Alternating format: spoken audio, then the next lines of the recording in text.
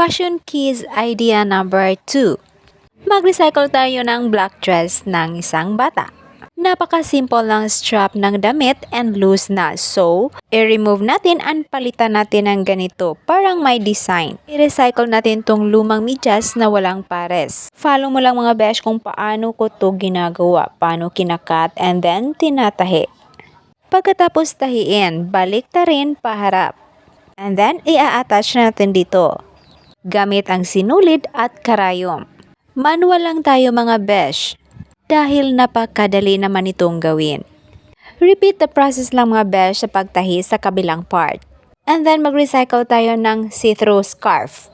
Gawin natin tong malaking ribbon pang design sa harap ng damit.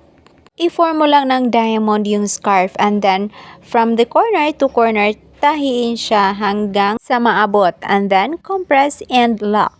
So ito na yon, nagmukha ng ribbon and then ready to attach. Itatahi lang natin dito sa harap ng damit.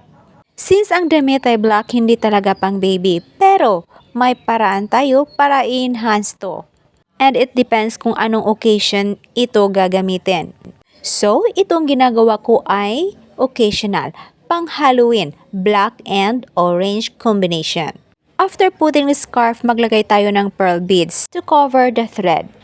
So, this is it. Ready to wear. And next, mag-recycle tayo ng lumang hat. Napaka-plain ng hat na to. So, lagyan natin ng design. Ano pa ba ang gagawin sa scarf na hindi nagagamit? I-recycle na din. Itatahi lang natin dito and then stretch hanggang sa makover ang buong hat. And then, idikit ng glue sa huling part ng scarf. Ito, natakpan na lahat. Next is kukuha tayo ng black buttons mula sa lumang damit at gawin nating mga mata. And then mag-recycle din tayo ng black garter. Gawin nating bibig. Dikit lang natin dito na parang nakasmile. Like this, happy face. And then mag-roll lang tayo ng short part ng garter upang gawing nose.